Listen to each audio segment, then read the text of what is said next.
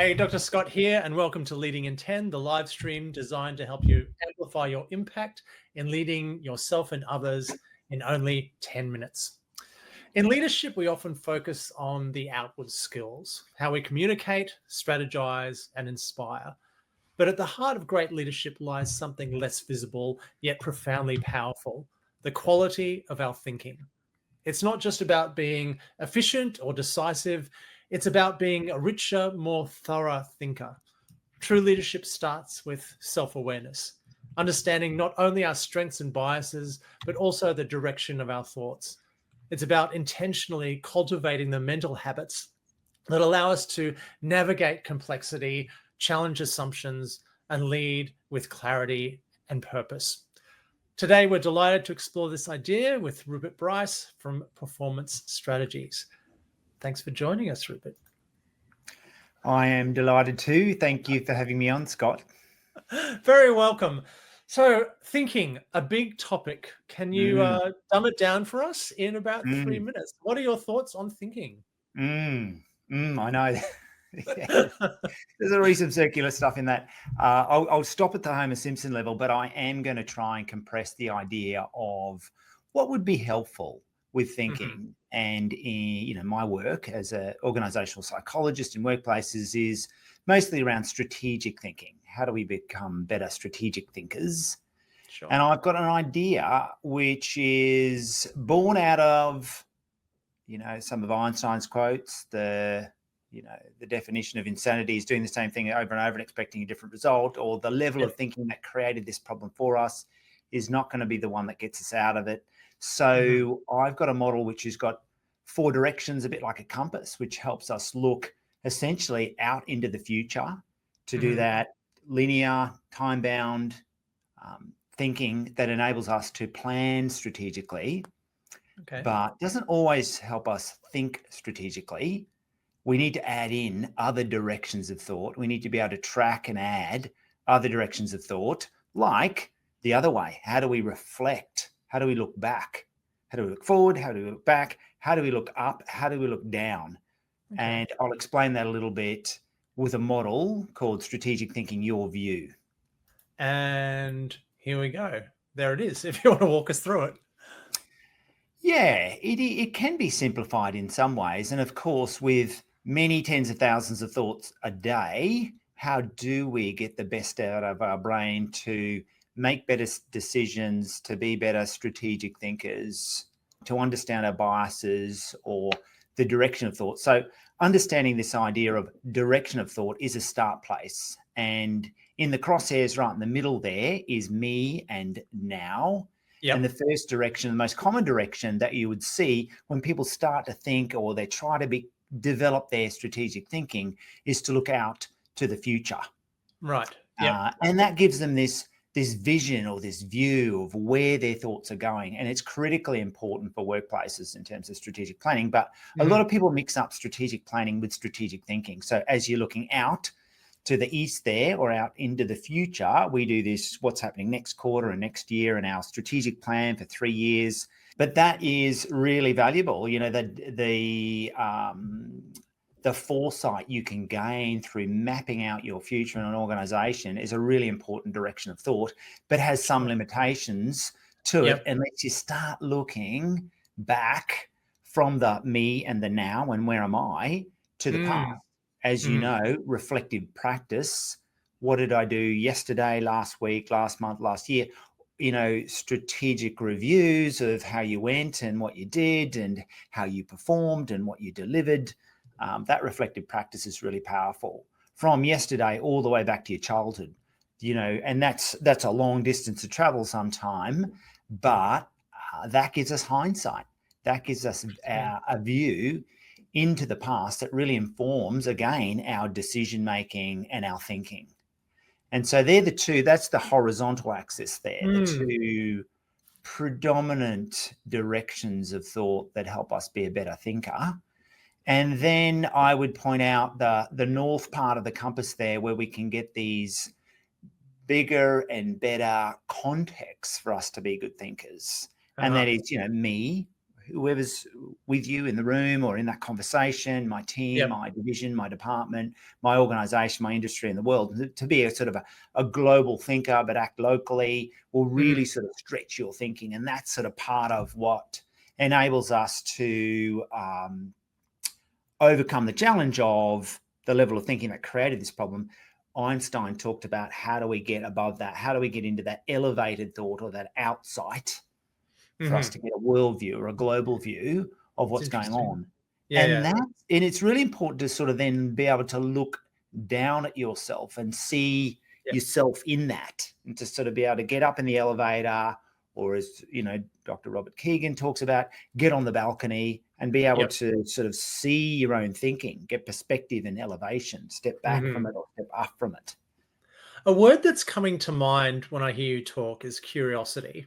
And I think in some sense, it spans all of these areas. So for what I'm thinking about this is when you're looking at the bottom half, and there's a saying that we see the world not for what it is, but for who we are.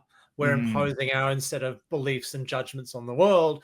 And the idea to undo that is rather than say, this is the world, I'm seeing it clearly, it's that curiosity piece. Is my thinking distorted? How do I actually test my assumptions? How do I get converging evidence from various sources? So there's a lot of sort of frameworks and models and techniques that sort of are scattered along this whole model of yours. So CBT, cognitive behavior therapy, is really at the bottom in terms of, to do that long-term strategic thinking is, if your view is biased of who you are and how your team's working, that's going to screw up that long-term sort of strategic thinking or your ability to do that. So it's kind of, so for me, it's kind of the overarching, as I said, word seems to be curiosity. How do you actually get that convergence, get more information to clarify, your beliefs, values, assumptions? Where do you, I don't know, what does that make sense?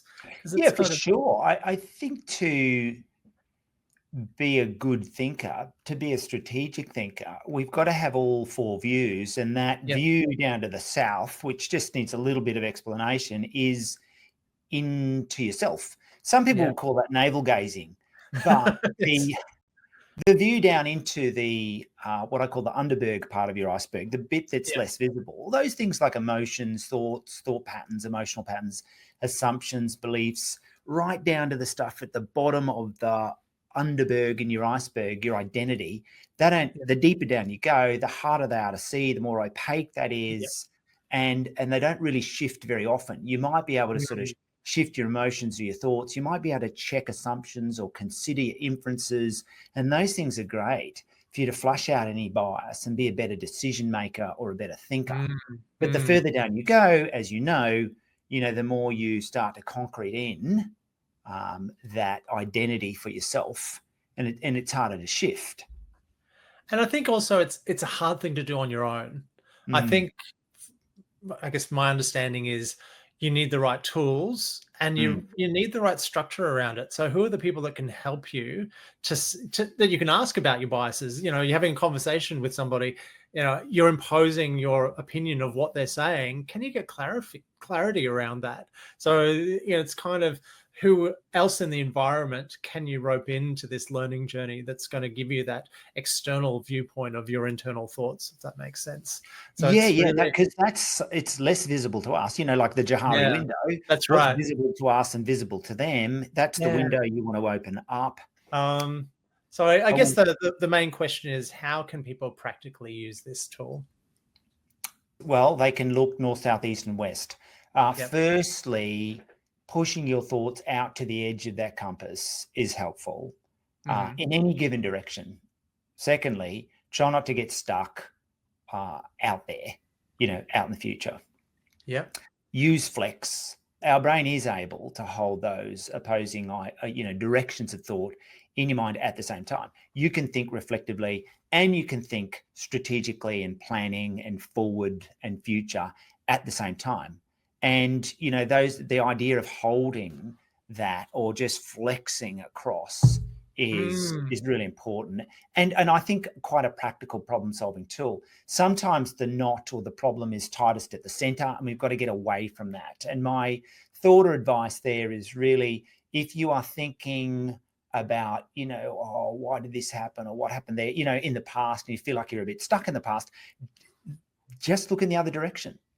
Okay. If you can track that you're a little bit stuck in the past, or you're a little bit big picture and people aren't sort of resonating, or you're not able to land it, or you've got fanciful ideas, or you've got some feedback that suggests you're a little bit stuck in a certain place, that you can then just use the opposite direction. Go, okay, well, what does this mean for me? Or how do I do that? Or if you're stuck in the future, it's like, well, what's now? How do I ground that? Or what have we done previously? So it's really about knowing where you're thinking, and then using the opposite direction, or using an alternative part of this compass to enrich your thinking. That's the most practical part. Oh, mind blown. There's so much, so much to this. So if you could summarize for us 3 main points that leaders need to take away from this episode, what do you think that would be? Understanding that our thoughts are a little bit like a shark. They want to keep moving somewhere. And when you know that, if you can use it to track the direction of thought, that will increase and improve your mindfulness, your understanding of your bias, your decision making. That's really important. Just tracking the direction of thought to improve your mind. It's a personal effectiveness tool, and sometimes understanding where you predominantly think means you can then flex or stretch. Awesome. So where can they learn more about you? Yeah, Performance Strategies is my business, leadership development and executive coaching, perform.com.au. LinkedIn's a good place to connect. It's just Rupert Bryce. Pretty easy to find there. Thank you, Scott. Yep, and I can be found at scottboland.com. Thank you once again, Rupert. There's so much to cover, and I'd love to get you back with 100 more hours to discuss all this in detail. So much richness to it. So thank you so much. Yeah, pleasure, Scott. Thanks for having me on. Cheers.